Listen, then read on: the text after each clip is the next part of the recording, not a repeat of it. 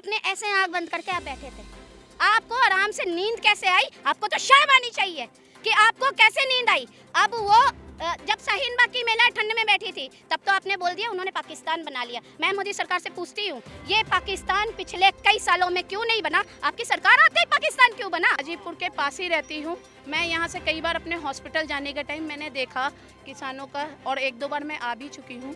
तो मुझे ऐसा लगा कि हमारे को अपने साथ लोगों को इनको देखना चाहिए कि हम आराम से बिस्तरों में सो रहे हैं। ये बेचारे किसान, जो बारिश हुई है, इतनी ठंड, जो हम मतलब मुझे अभी भी मैंने पहन रखे हैं और हम निकल नहीं पा रहे थे।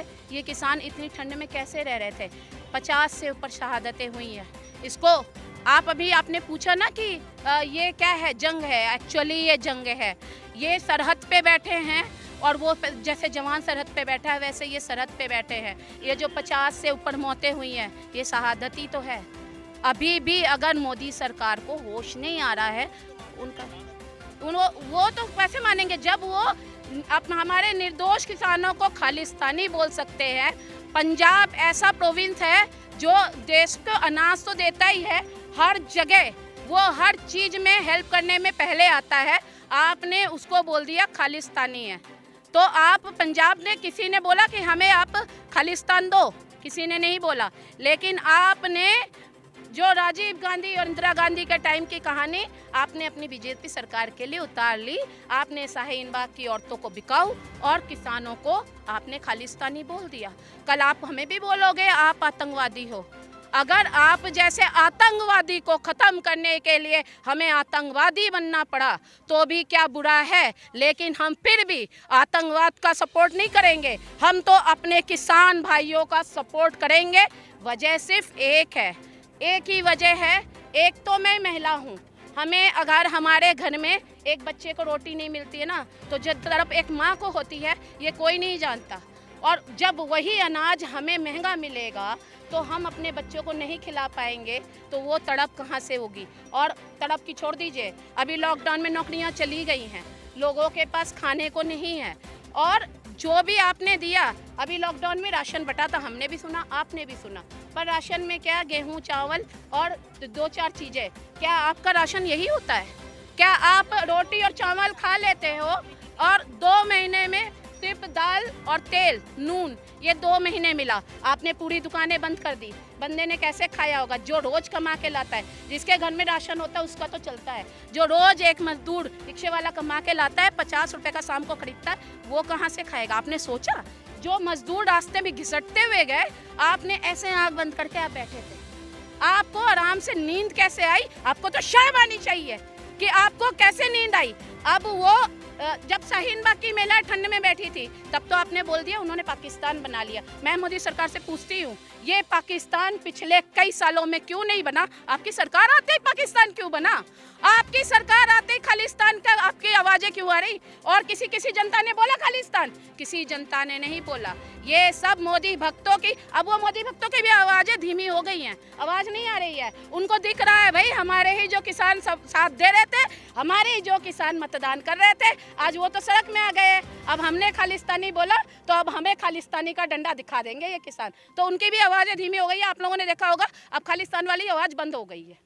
ठीक है, अगर कोरोना ना आता तो आज वो औरतें भी बैठी होती, तब ये होता। अब मैं ये पूछना चाहती हूँ, वो औरतें भी बैठी होती, आज ये किसान भी बैठे हैं, तो आपका जो जनमत से आप आए हैं, आपका जनमत है कहाँ पे? और आप इनको बिकाऊ बोल रहे। आपको मैं पूछती हूँ, आपको रोज का हम 5,000 दें तो क्या आप इस ठंड में बैठोगे? नहीं बैठोगे, क्योंकि अपने जान सबको प्यारी होती है। 50 लोग सिर्फ 5-5 हज़ार रुपए के लिए मर गए, 50 से ज़्यादा। वे मोदी सरकार के भक्तों को, अंध भक्तों को कहते हुए शर्म नहीं आती है? मुझे लगता है कि आपकी जीभ कट के क्यों नहीं गिर जाती, आप ऐसा कहते हो। और इन सवालों के जवाबों में मैं सिर्फ ये कहूँगी कि हमारे किसान भाई आज हमारे ज़मीन पे उतर के आए हैं। आप कहते हो ये किसान नहीं है, नकली है। मेरे को भी कई लोगों ने व्हाट्सएप पे बोला कि आपके यहाँ जो किसान बैठे हैं वो एक्चुअली किसान नहीं है, वो बिके हुए हैं। मैं कह रही हूँ कि मोदी सरकार अगर ये बिके हुए हैं तो प्लीज़ आप इनको फिर से खरीद लो। मैं आपसे कहती हूँ कि आपको इतना अंबानी अडानी ने फंड दिया, प्लीज़ आप इनको खरीद लो। खरीद क्यों नहीं लेते? क्योंकि ये बिकाऊ नहीं है। अगर ये बिकाऊ होते तो आपकी इतनी दम थी कि आप खरीद सकते थे।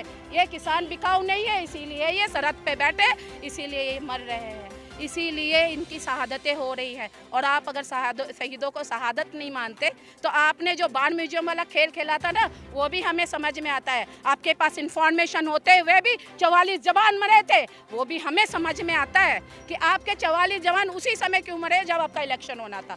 और बाढ़ म्यूजियम आपने 1-2 साल पहले क्यों नहीं खोला? आपने अपने इलेक्शन के टाइम ही बाढ़ म्यूजियम क्यों खोला? क्योंकि आपको किसानों की शहादतों पे वोट चाहिए था।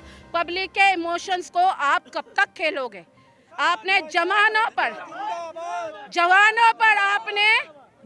पर अपना वोट बनाया, आपने उनकी मौत पे 40 से ऊपर जवानों पे मौत पे आपने अपना वोट बनाया।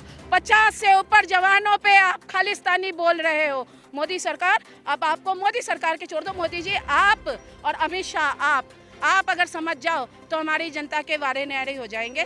फिर ये अंबानी अडानी को हमें कुछ बोलने की जरूरत नहीं पड़ेगी।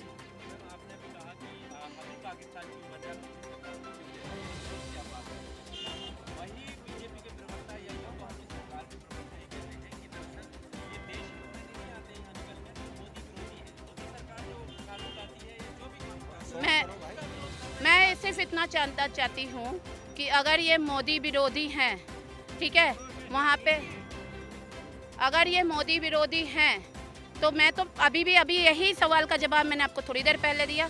ये किसान मोदी विरोधी हैं, खरीदे हुए हैं ना, वो औरतें भी खरीदी हुई है ना। मोदी जी आपने क्यों नहीं खरीदा? वो बिक रही थी ना, बिकने वाली जो चीज़ बिकती है, आप खरीदार तो आप भी खरीदार, खरीद लो। क्यों नहीं खरीद पाए आप? क्योंकि वो बिकने वाली नहीं थी। और वो बिकने वाली नहीं थी, जिसका बच्चा आपके कॉलेज में पुलिस द्वारा मारा जाएगा, वो माँ सड़क पे उतरेगी। मैं उतरूंगी, आपकी माँ नहीं उतरेगी क्या? आपकी माँ भी सड़क पे उतरेगी। अगर आपका बच्चा आपको अगर पुलिस द्वारा के मारती है तो क्या आपकी लॉबी नहीं उतरेगी? आज हम 4 रिपोर्टर्स को मारते हैं, क्या आपकी लॉबी नहीं उतरेगी? अगर नहीं उतरेगी तो आप पे लानत है, अगर नहीं उतरेगी तो आप पे लानत है। अगर वो माँ सड़क पे उतरी है तो उनको सलाम है मेरा।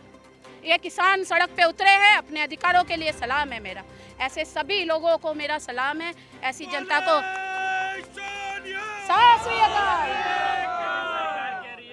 ऐसे लगातार किसान आ रहे हैं, कई संगठन ठीक है। तो जब आप समर्थन में किसान, मैं तो बार एक ही बात बोल रही, आप इनको भी समर्थन में ले लो ना। किसने मना किया है? आप ले नहीं पा रहे हो क्योंकि ये सच्चे किसान हैं और आपके साथ कोई किसान नहीं आ रहा है। जिनको आप बिका हुआ कह रहे हो ना, बिके हुए ही आपके साथ आ रहे हैं। क्योंकि आपके अडानी अंबानी का पैसा जिसकी जेब में जाएगा वही आपके साथ आएगा। मेरे को खरीद के दिखाओ, मैं नहीं बिक रही। मैं जान से जा सकती हूँ, आप मुझे जान से मार सकते हैं पर खरीद नहीं सकते। अगर मुझे आप खरीद नहीं सकते तो इन किसानों को भी आप खरीद नहीं पा रहे, इसीलिए आपको बिके हुए लग रहे। तो क्या लगता है लंबा वक्त हो गया, सरकार ने मना कर दिया है, किसानों को वापस नहीं लेंगे? इनके अच्छे लेंगे कानून, तो अच्छे वापस लेंगे। अभी तो हम गिनती में आए हैं, अब हम सैलाब में आएंगे। सैलाब समझते हैं? अब हम सैलाब में आएंगे। अभी तो ये दिल्ली का बॉर्डर है, अब धीरे धीरे पूरे देश का बॉर्डर। बस आप देखते रहो जी।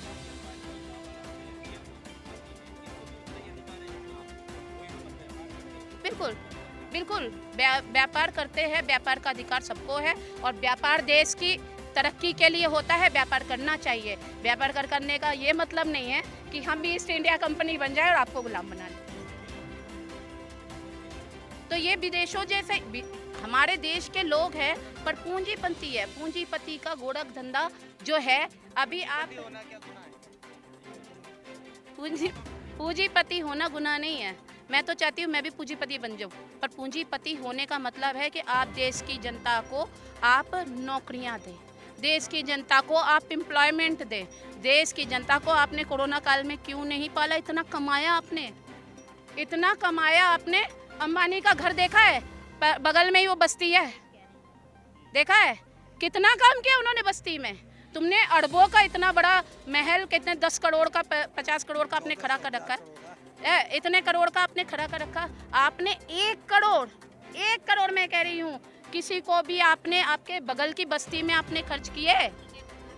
एक भी करा? मजदूर धक्के खाते हुए रोते रोते गया, आपने एक भी मजदूर को बोला नहीं तुम रुको, तुम अपनी जगह रुको, हम राशन पहुंचाएंगे? फिर हम कहते हैं हाँ जी हमारे पूंजीपति ईस्ट इंडिया कंपनी नहीं है, ईस्ट इंडिया कंपनी है, ईस्ट इंडिया कंपनी है। देखिए, अगर जनता से आप बने हो तो जनता से ही उतरोगे। लोकतंत्र तो नहीं खत्म होता इस देश में, और हम खत्म नहीं होने देंगे। तानाशाही नहीं चलने देंगे, और हम लोकतंत्र में ही रहेंगे। लोकतंत्र को ही हम जारी रखेंगे। और हमारा जो लोकतंत्र है वो किसान जो 70% हमारा जो लोकतंत्र है वो किसान है। अब वो अपनी बात को समझ के आ चुका है। तो अब आप सरकार में नहीं रहेंगे, और हम अपने कानून, आप नहीं रहोगे तो कानून तो अपने आप ही बदल जाना है। तो आप उतर आओगे, या तो हम किसी भी तरह से सरकार आपकी गिराएंगे, हम दूसरी सरकार मान लीजिए अगर सरकार गिराने की लड़ाई अगर ये मानते हैं आप, तो मैं कहती हूँ मान लेना चाहिए, क्योंकि सरकार बनाने वाली 70% से ऊपर किसान है, तो सरकार गिराने वाली भी किसान ही होगी।